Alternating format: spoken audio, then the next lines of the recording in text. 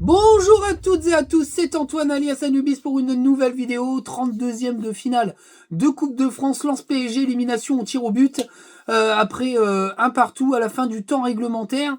On va parler des demi-temps qui sont assez inversés par rapport à ce qu'on a connu d'habitude, une première mi-temps pas tétée et une meilleure deuxième.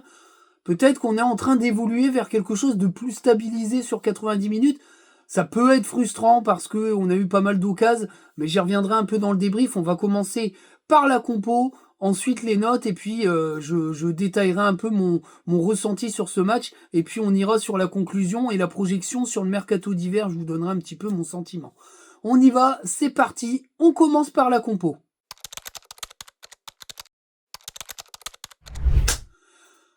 Compo de départ avec dans les buts Hervé Kofi pour sa première avec le maillot lensois à domicile. Ensuite, le duo, la charnière des titans, Danso, Kuzanov. À droite, Frankowski. À gauche, Medina. Au milieu de terrain, c'est un peu plus flou. Alors, j'ai voulu faire un petit peu un 4-3-3. C'est pas forcément comme ça dans l'animation, mais c'était un peu plus simple à expliquer. Avec un duo improbable, Thomasson, El Ainaoui, un peu plus haut, Diouf. Sur les côtés, on va dire, en excentré, Machado et Fulgini, qui souvent, des fois, étaient un petit peu plus recentrés. Ça dépendait un peu là, le pressing et l'animation. Et puis, Enzola seul en pointe. Alors, qu'est-ce que j'ai pensé de cette compo? C'est une compo somme toute classique. Maintenant, le message envoyé est clair. Sotoka n'est plus un titulaire en puissance, Grady non plus. On aurait peut-être pu penser que Frankowski aurait pu être ailier offensif et mettre Grady à droite. Mais je pense que par rapport à la vitesse des ailiers parisiens, il n'a pas voulu prendre de risques. Ce qui veut dire qu'il a absolument pas confiance en la vitesse aujourd'hui de Grady pour jouer dans son système. C'est un message très fort parce que c'est PSG, Rémi Labolascari est blessé. Sotoka, pour moi, naturellement, pouvait prétendre à une place de d'ailier offensif droit. Ça n'a pas été le cas du tout. Il a préféré une espèce d'équipe hybride avec un Fulgini, bon, qui est pour moi pas plus performant que Sotoka, faut quand même le dire. Mais voilà, il a pris des décisions. Voilà, cette compo, elle est un peu raccord avec son interview à La Voix du Nord où il explique qu'il a voulu placer par étapes sa vision du foot et sa vision de l'animation offensive et voir l'animation tout court calquée pour le Racing Club de Lens. Il a voulu pas y aller trop brusquement et je pense que ça passait aussi par le fait de pousser des joueurs sur le banc qu'il jugeait plus aptes à être titulaires. Je parle de Sotoka et Gradit notamment, voire même Pereira da Costa. Mais en tout cas, voilà, il forçait de constater que les choses sont plutôt en bonne évolution. Alors bien sûr, le mercato hivernal va rebattre toutes les cartes, mais je suis pas certain que pour Grady et Sotoka, ça soit vraiment une bonne nouvelle, parce que je pense que il va vouloir recruter à ces postes-là et placer ces joueurs-là devant ces deux vétérans qui sont des piliers de la remontée du club. Personne ne nie le contraire, mais le football, c'est aussi de l'immédiateté et de l'instantanéité. Sur ce début de saison, ils sont pas à la hauteur les deux et que voilà, ils se font bouffer au niveau de la titularisation. Ça me paraît logique. Ça n'enlève rien à ce qu'ils ont fait de bien au club depuis qu'ils sont lensois. Je l'ai dit à plusieurs reprises, Gradit, c'est une des meilleures recrues défensives de ces 10 dernières années. Malheureusement, il est balayé par Kuzanov et aussi son âge parce qu'ils vieillissent. Sotoka, ça a été un héros de la remontée, de la stabilisation du club en Ligue 1. Force est de constater que depuis 1 an et demi, c'est très compliqué, il est plus haut niveau et que il a plus cette grinta et cette capacité à mettre des buts. C'est comme ça, c'est le foot. Alors bien sûr, ça en réjouit pas certains parce qu'il y a des fans de ces deux joueurs-là qui pour eux sont des symboles du Racing Club de Lens. Je suis pas certain s'ils découvrent le background des deux joueurs qui soient absolument dans cette idée. Mais sincèrement, voilà, c'est l'histoire et c'est la vie du foot. À un moment donné, tu te fais dépasser par les autres. Et je pense que c'est un peu le message qu'est en train d'envoyer Will Steele à ces joueurs-là et aussi à sa direction par rapport à la suite des opérations. On en parlera un petit peu dans la conclusion et la projection. Voilà. Voilà ce que j'ai pensé un petit peu de ce 11 de départ. On y va, on va commencer tout de suite avec les notes. Alors, je suis bien embêté avec Hervé Kofi. Vous allez peut-être me trouver sévère, mais j'ai mis la note de 5. Moi, je trouve ça moyen. Voilà. Alors, c'est pas non plus la prestation insipide du siècle. Mais il faut bien analyser son match. Bien sûr, il fait une superbe parade. Hein. Il est très bondissant. Comment dire, ouais, c'est ça. Il est très bondissant sur sa ligne. Mais ça fait pas tout pour un gardien. Ses relances, elles ont été très mauvaises à à des années-lumière d'un Samba, hein, clairement. On passe sur l'espèce de presque Bugga quand il balance sur la tronche à Danso parce que il a il a une mauvaise technique de relance à la main. Les relances au pied, c'est erratique, c'est n'importe où. Ça a été très peu concluant. Et je trouve que même au niveau de ses arrêts, je veux dire en première mi-temps, il relâche un ballon, c'est hyper dangereux. Je trouve que ses parades, c'est toujours un peu what the fuck, c'est un peu comme il peut. Donc c'est pas académique. C'est peut-être efficace, c'est clair, mais c'est pas académique du tout. Et sur penalty, il a été fantomatique. Il a pas du tout réussi à faire quoi que ce soit. Donc je trouve quand même que c'est assez moyen. Moi, mon avis sur ce joueur, c'est qu'il aurait jamais dû signer à Lens. Je, je vois bien dans certains commentaires qu'on a mis la pommade sur Kofi en mode bah ouais, en fait Kofi c'est bien. Bah non, c'est pas terrible quoi. C'est moyen. Alors bien sûr, il encaisse qu'un but sur une belle frappe de Ramos, mais il était pas rassurant du tout. Donc quand un gardien est pas rassurant, bah, il fait une prestation moyenne. Maintenant on connaît un peu ceux qui sont en mode brossage de poils de Pouille et de Hayes. Comme c'est une recrue de Pouille et de Hayes, bah du coup on essaye de mettre du positif sur sa presta. Force est de constater que si José Gourlian avait dû intervenir avant, il aurait annulé ce transfert-là aussi et celui de Sidi Bané. Ces deux joueurs-là, c'est des recrues de l'ère Pouille et Hayes. Aujourd'hui, ils jouent quasi pas. C'est le hasard et la blessure de Samba qui amène Hervé Kofi à être titulaire. Il n'a pas pris une branlée, il n'a pas fait d'énormes erreurs, mais je trouve que la production est assez moyenne. Voilà, clairement. Une production pas moyenne du tout, c'est celle de Kouzanov. Hein. C'est celle de Kouzanov. Clairement, je mets la note de 8. Voilà, je mets la note de 8 à Kouzanov. Moi, je trouve qu'il fait un très bon match. Il a encore une fois été au four et au moulin. Défensivement, il a endormi Désiré Doué.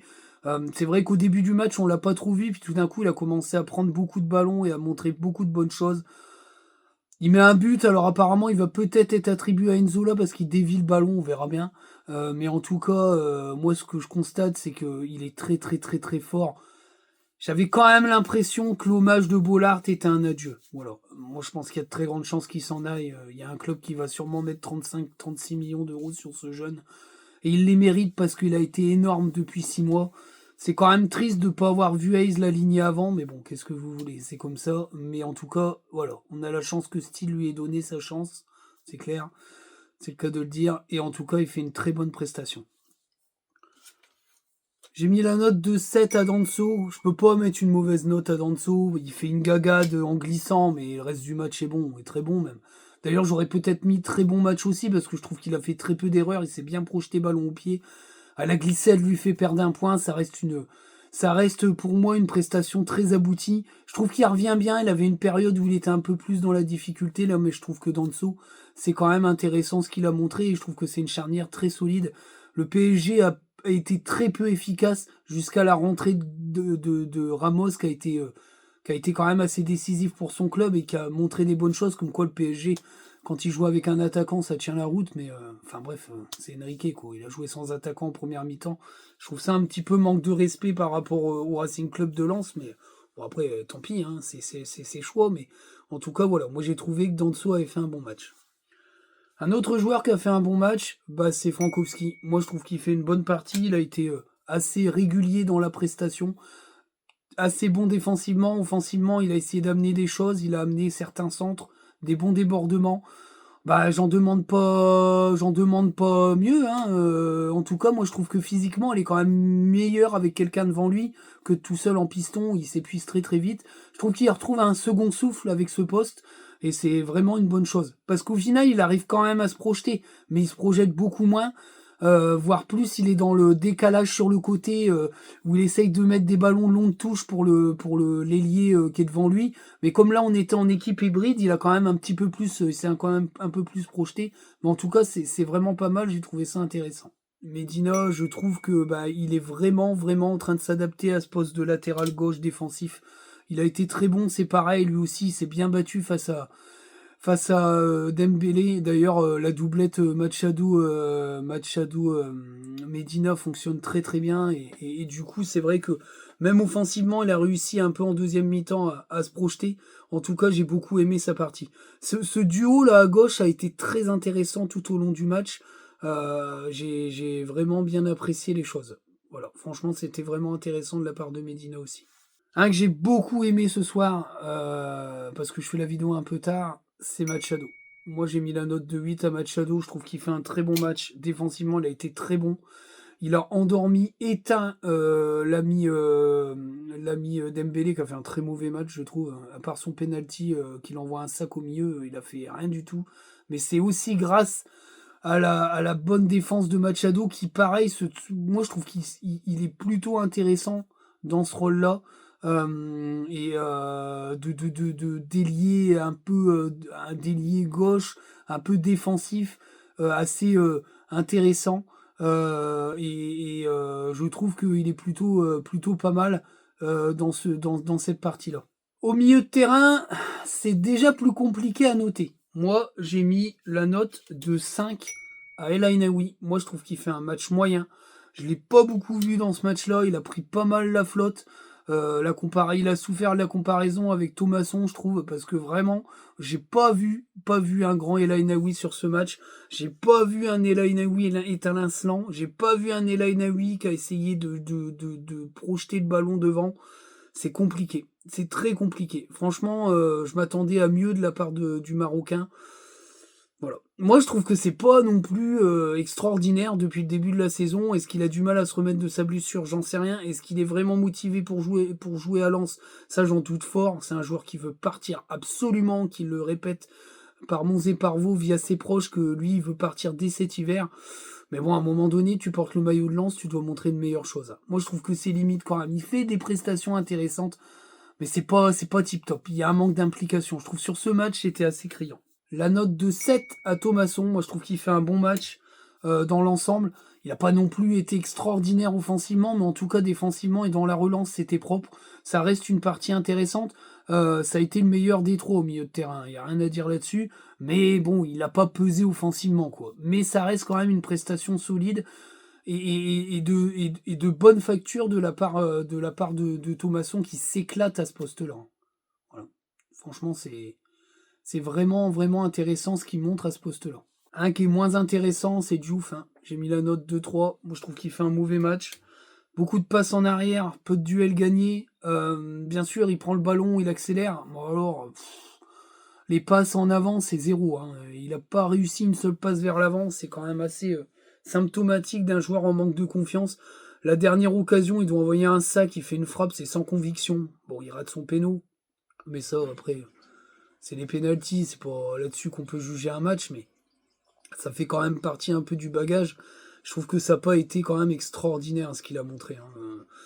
Voilà. C'est un peu décevant. Moi, j'attends plus de joueurs, je l'ai dit sur les réseaux sociaux. Tant qu'il n'améliorera pas cette dernière passe, ce dernier geste, il n'arrivera pas à franchir un palier. Maintenant, j'entends beaucoup de choses en mode on est gentil avec Diouf et puis on canarde Sotoka et Gradit.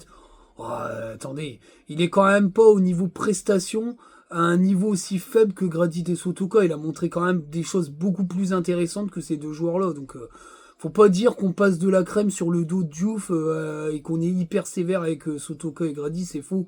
Diouf est intéressant, mais il a un problème de dernière passe. S'il le résout, il est largement au niveau pour jouer dans un bon club européen. Maintenant, voilà, s'il résout pas ce problème-là, il va avoir un problème à plafond de verre. Mais il a fait quand même une première partie de saison quand même de meilleure facture que Sotoka et Grady. Donc il y a pas, voilà, on va pas aller exploser un joueur alors qu'il fait pas des prestations hyper désastreuses comme les deux que je viens de citer. Alors Grady, c'est quand même un peu plus haut que Sotoka. Il a fait des choses intéressantes, mais je trouve quand même qu'il a fait quelques erreurs et qu'il est loin du niveau qu'on a connu. Mais Sotoka, il fait une première partie de saison fantomatique. Donc voilà, c'est tout. Après, vous n'arrivez pas à l'assumer, moi j'y suis pour rien. Mais on va pas les canarder les autres parce que votre chouchou, il en prend plein la tronche parce qu'il est mauvais et qu'il en prend plein la tronche à juste titre. Fin du débat. Encore un milieu de terrain qui a été extraordinaire ce soir. C'est Fulgini, j'ai mis la note de 2. Oh, très mauvais match. La première mi-temps de Fulgini, c'est légendaire. Il a tout raté. Tout. Toutes ses passes, toutes les transitions qu'on avait qui étaient intéressantes, il les a toutes niquées. Il a été catastrophique au point même que je pensais qu'il sortirait à la mi-temps. Il n'est pas sorti.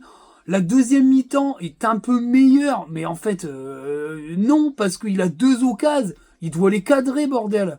Même si le gardien est dessus, ça fait corner. Il a 2 occasions, il fait la même chose, des frappes enroulées, pas précises.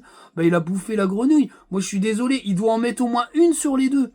Une sur les deux. Alors, c'est un peu meilleur que la première mi-temps qui a été cataclysmique, mais ça reste une très mauvaise partie de la part de Fulgini. Ça va pas nous aider à le vendre cher. Hein. Putain, c'est clair que ça va faire mal. Mais il doit faire mieux que ça. Non, c'est honteux. Une prestation comme ça, c'est honteux. C'est vraiment, vraiment, vraiment honteux.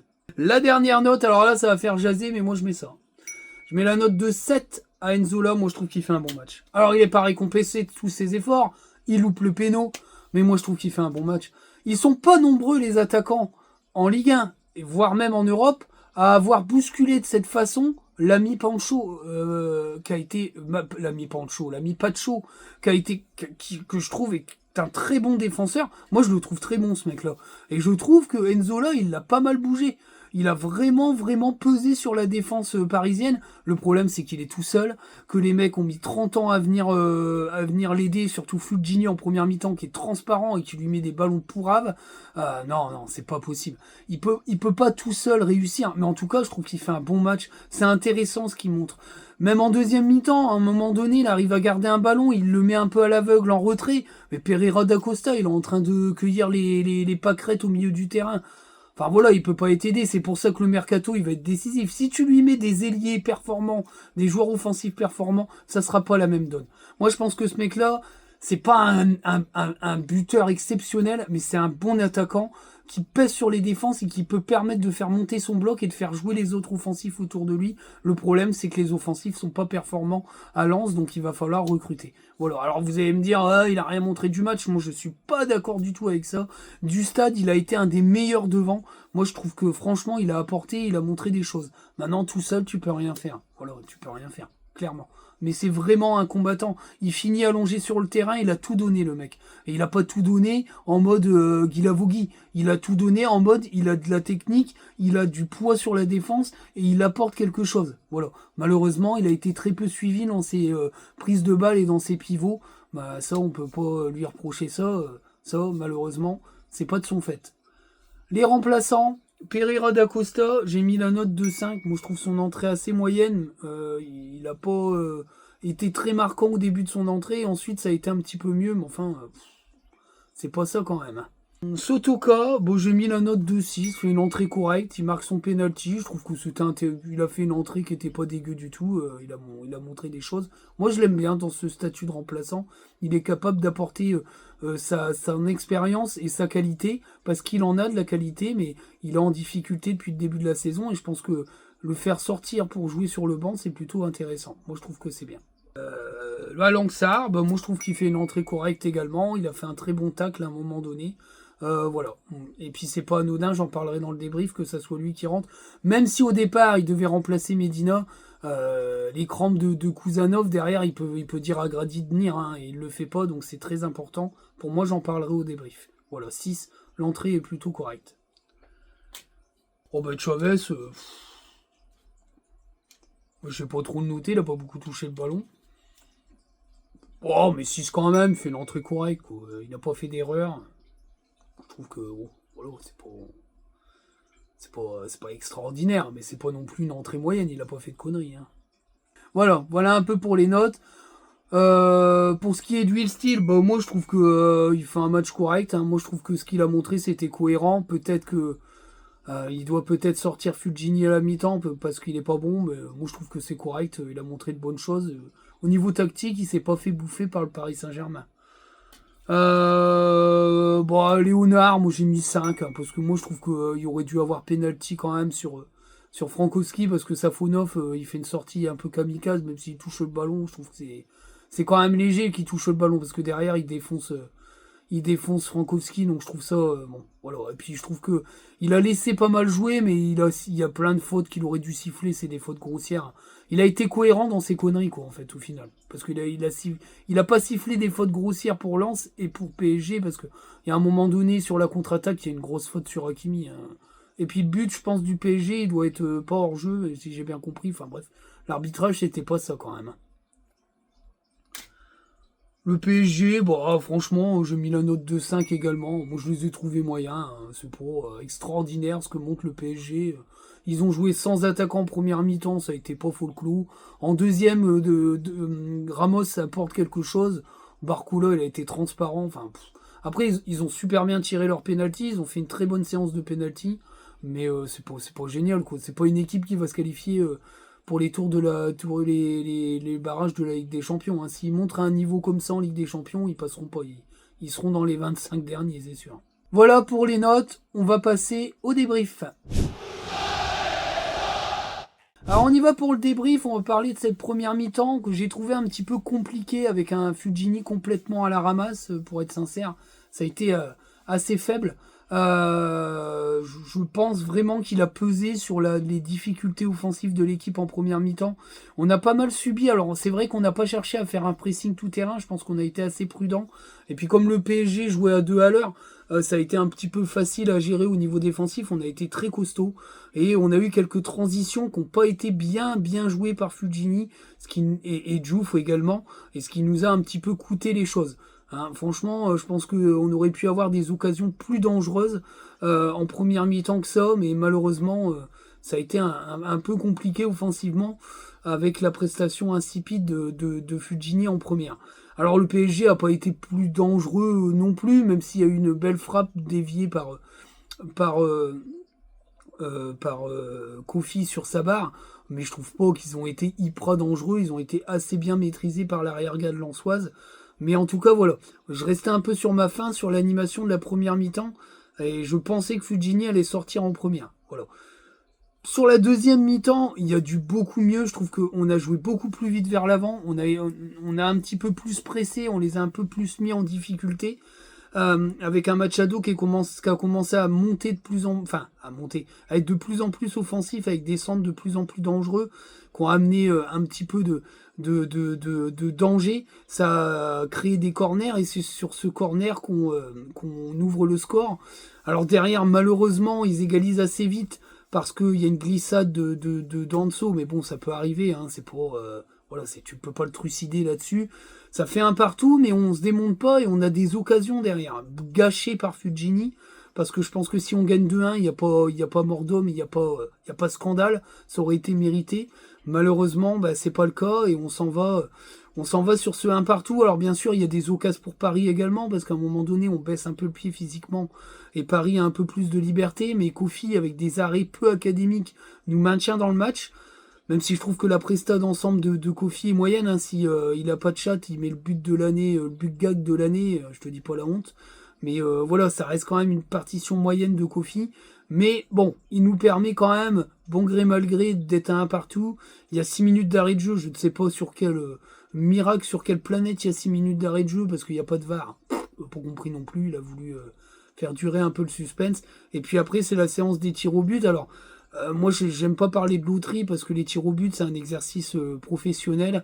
Et je trouve que là-dessus, malheureusement, je pense que le choix des tireurs a pas été extraordinaire. Mais il y a des mecs qui ont peut-être pas voulu tirer, qui se sentaient pas de tirer, je sais pas.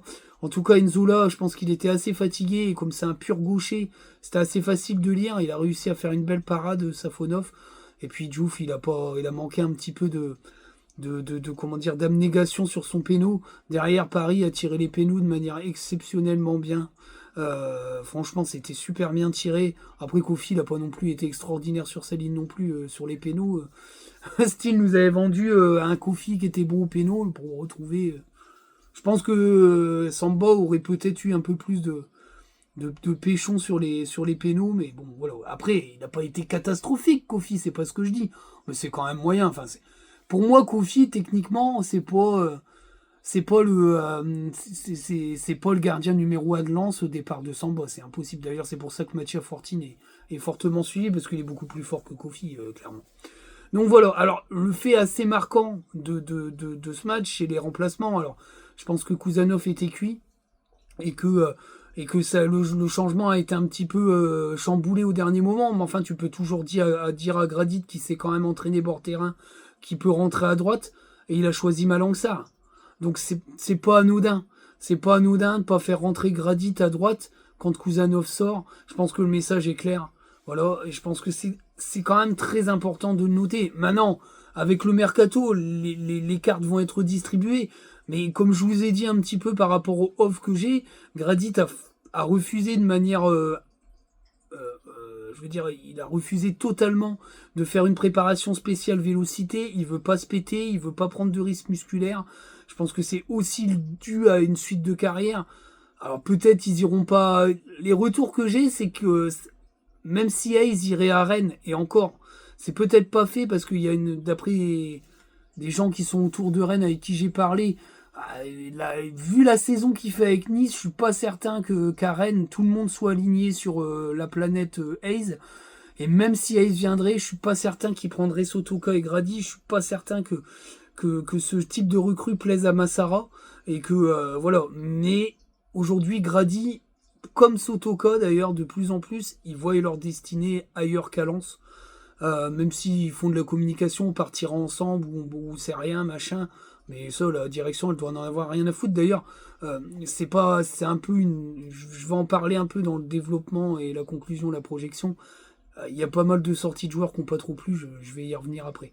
Mais en tout cas, voilà, pour le débrief, il n'y a pas non plus grand chose à dire parce que ça a été une première mi-temps quand même difficile. En deuxième, on a plus d'occasions. Mais le tournant du match, c'est un Fulgini erratique qui sait pas cadrer un ballon, quoi. Et puis après, les pénaltys, ben voilà, ça a été mieux tiré, mieux géré par Paris que par nous, donc la qualification, elle est méritée. On aurait dû se qualifier avant avant la fin du temps réglementaire. Malheureusement, nos soucis offensifs font qu'un Enzola esselé et un Fulgini éclataxe, bah tu peux pas marquer de but, quoi. C'est malheureux, mais c'est comme ça. Voilà pour le débrief. On va passer à la conclusion et à la projection. Alors pour cette conclusion, au final, élimination en 32e, ça fait plusieurs fois qu'on se tape un Cador dès les 32e, on n'a pas de chat. La Coupe de France est quand même une petite coquine qui nous fuit. Mais voilà, force est de constater qu'on a montré pas mal de belles choses. Malheureusement, s'appuyer sur ça pour parler de la prochaine partie de saison, c'est un peu compliqué parce que le groupe va être fortement modifié, en espérant qu'ils arrivent à virer les indésirables, ce qui va être assez compliqué. Enfin non, pas Lismendi, il est prié d'aller voir ailleurs si j'y suis, mais les Fulgini, Pereira d'Acosta sont mis sur la sellette en mode il faut les virer. Et puis après, on va dire que les portes sont ouvertes pour Diouf, pour tous les joueurs un peu bankable de l'effectif, parce qu'il y a 44 millions d'euros à aller à chercher. Bon, à lui seul, Kouzanov, il va sûrement aller chercher dans les 30 millions d'euros net. Alors quand je parle de 30 millions d'euros net, c'est-à-dire que il va être vendu peut-être un peu plus cher. 35, 36 millions d'euros. Il y aura la com de Jorge Mendes qui prend souvent 10% sur ce genre de vente. Et puis il y a le prix du joueur. Alors il y a que 100 000 balles, hein. Et puis son salaire qui est assez dérisoire. Donc au final, on va faire, je pense, une culbute à 30 millions d'euros net. Derrière, il y a 14 millions d'euros à aller chercher. Est-ce que tu vends Diouf à un club qui met 10 millions d'euros? Est-ce que tu arrives à faire partir Pereira d'Acosta et Fulgini pour 3 ou 4 millions d'euros chacun?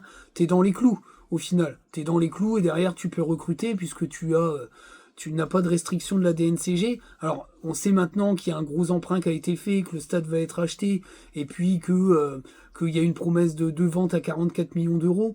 Donc voilà, ils vont s'y tenir. Mais les choix sont forts quand même au niveau des 11 de départ. Je pense qu'on a signifié à des joueurs qu'aujourd'hui, ils auraient pu le statut de titulaire. Ça serait des piliers du vestiaire par leur expérience, mais plus des cadres sur le terrain. Donc c'est des joueurs qui peuvent peut-être se dire, dès cet hiver, si tu peux me faire partir, moi je pars. Pourquoi pas, il y aura peut-être des surprises dans ces anciens cadres un peu délaissés. Mais en tout cas, la com de certains de ces joueurs a été très mal vue par la direction, j'en parlais dans le débrief. mais je voulais pas trop m'étaler, là je vais en parler un peu plus.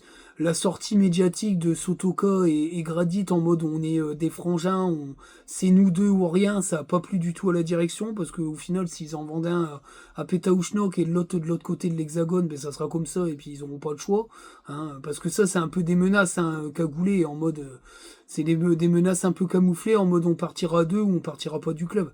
En tout cas, voilà, ça a pas trop plu, comme les sorties un peu nombreuses de Fulgini en mode je me sens bien à Lens, j'ai envie de montrer plein de choses, alors qu'il est pas bon sur le terrain et que Lens veut s'en débarrasser. Donc voilà, il y a pas mal de sorties contradictoires. Alors, pour être sincère, hein, pour revenir à ça, même si je sais que ça va pas plaire aux pro Pouille, Pouille il est pour beaucoup là-dedans parce que comme il a géré les dossiers de sortie de certains joueurs, il a surtout un peu remonté la pendule à pas mal de joueurs qui étaient sur la sellette par le club, en leur annonçant clairement que le club l'en voulait plus, mais il n'a pas non plus essayé de faire en sorte qu'ils partent. Donc aujourd'hui, on se retrouve avec ces mecs-là sur la paille parce qu'il va falloir les dégager à moindre coût.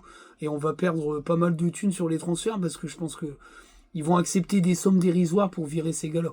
Maintenant, les recrutements vont être très importants, décisifs. Alors pour être sincère, il y a 2 attaquants qui sont visés, un qui est capable de jouer ailier et puis un qui peut suppléer Nzola. Et puis on va aller chercher aussi un suppléant à Frankowski qui est quand même tout seul à droite. C'est peut-être pas bon signe pour Pouilly, qui juge peut-être un peu trop tendre, parce que voilà, ou alors Pouilly aura peut-être un peu plus de jeu s'il trouve pas de solution pour seconder Frankowski. Mais je pense aussi que c'est pas forcément une histoire de. Je pense que pour Pouilly, le fait qu'il y ait un remplaçant qui arrive, c'est surtout pour préparer l'après Frankowski. Est-ce que pour Will Steele, Pouilly peut pas prendre la place de titulaire parce que c'est trop jeune? Je pense qu'il y a de ça. Je pense aussi qu'ils vont peut-être le prêter une saison avant de le récupérer l'année prochaine, parce que quand on voit Anthony Bermond ce qu'il fait avec c'est Annecy, c'est plutôt intéressant. Donc moi je me dis que la solution c'est de faire venir le remplaçant de Frankowski pour l'été prochain, cet hiver, qu'il ait 6 mois pour s'adapter, et puis Pouilly, il prendra les miettes de ce qu'il pourra avoir selon les suspensions, etc. Mais ça permettrait de faire souffler un peu Frankowski. Et puis il y a aussi la solution d'essai, puisque comme Grady est pas forcément une solution évidente pour Steele pour remplacer Kuzanov. D'ailleurs, je pense que ce qui va se passer, c'est que ils vont reculer d'un cran Machado, et puis ça sera Danso Medina en charnière centrale. Ça me semble plus qu'évident. Même si je pense que Steele s'écarte aucune solution, mais je pense que c'est le message qui a été envoyé. En tout cas, moi, c'est les retours que j'en ai. C'est qu'aujourd'hui, ça serait Medina, Danso en charnière. Alors, si Medina viendra à partir, je pense qu'ils achèteront un DC. C'est ce qui m'a été un peu dit. Voilà, il y a un DC qui est prévu au cas où on vendrait plus d'un défenseur central. C'est ce que j'ai compris, moi. Donc voilà, un petit peu pour la conclusion, la projection. J'attends un mercato d'hiver assez rythmé, mais j'ai peur quand même d'un scénario catastrophe où on n'arrive pas à vendre, où on se retrouve baisé, et puis que le mercato se termine et qu'on n'a pas les recrues qu'on veut. Alors pour Kelsey, dont j'ai parlé un petit peu dans le short, alors les retours que j'en ai, c'est que je tape un peu dans le mille. Parce que oh là, pardon, c'est un tremblement de terre, désolé. Ce que j'ai appris, c'est que voilà, il y a bien eu des remontées comme quoi un joueur de la même nationalité que Chavez serait ciblé par le club en attaque. Donc je pense que c'est Kelsey. Hein, voilà. Bon, après, j'ai plusieurs sources qui me l'ont dit, qui m'ont dit à peu près le même discours. C'est un joueur de la même nationalité que Chavez, donc c'est un discours qui a dû être repris dans des discussions et qui me sont revenus. Donc voilà, plusieurs sources. Kelsey, c'est vraiment, vraiment très chaud. Maintenant, il y a Portland qui est là, mais Portland cible aussi des PDC. Je pense qu'il y aura, comme je l'ai dit dans le short, un jeu à 3 bandes sur ce joueur. Mais il n'y aura pas que lui en recrue offensive. Hein. Il y a aussi un prêt qui est envisagé. Un prêt d'un joueur offensif, d'un jeune talentueux offensif. Alors ça sera pas Matistel. D'après mes retours, le club s'est bien renseigné pour savoir s'il serait intéressé pour venir jouer à Lens, mais il veut absolument pas aller en France. Donc à mon avis, Matistel, ça va être compliqué, à moins que le club tente le coup, mais voilà, ils ont déjà sondé le truc et le retour est pas très positif. Je pense qu'il y aura le prêt d'un jeune attaquant très talentueux. Gabriel Silva, c'est très chaud aussi. C'est un joueur qui est fortement ciblé par le club. Donc voilà, Kelsey Gabriel Silva, bah c'est très jeune, c'est très talentueux et ça me hyperait bien, en tout cas pour moi, pour l'hiver prochain et puis pour la deuxième partie de saison. On aurait des joueurs créatifs, talentueux et techniques qui pourraient apporter un surplus offensif et rebattre les cartes et remettre peut-être un peu plus de réalisme offensif à notre équipe qui en manque quand même cruellement. Même si je trouve que au final, l'ami Enzola fait plutôt des choses intéressantes, mais il est trop esselé. Voilà. Je vous dis à très bientôt. Les shorts mercato vont sortir tout au long de la période de mercato. Des shorts journaliers ou tous les 2 jours, selon les informations que j'aurai, vont arriver. Je vous parlerai aussi un petit peu, alors dans les shorts mercato aussi d'infos scouting par rapport aux joueurs ciblés. Même si pour le coup j'ai des infos assez centrées sur quelques cibles en tout cas. Mais ce que je sais, et ça je peux vous le dire, il va y avoir pas mal d'intox. Pas mal d'intox parce que voilà, la direction veut vraiment protéger ses pistes un peu en sous-marin et il y aura beaucoup d'intox. Kelsey, c'est pas de l'intox parce qu'il est vraiment ciblé, mais il y a eu des noms qui ont été un peu propulsés comme ça, et ça, c'est vraiment tenté de faire de l'intox pour protéger les pistes prioritaires du club. Donc voilà, on verra bien, mais en tout cas, moi, je vous ferai des shorts mercato et puis des vidéos mercato actualité du club, ou qui résumeront un petit peu la semaine de short, et puis qui donneront un peu plus de précision à mes infos et à mes petites indiscrétions. Sur ce, je vous dis à très bientôt. Bye bye. On s'abonne, on partage, on n'hésite pas, on fait vivre la chaîne. Ciao les amis.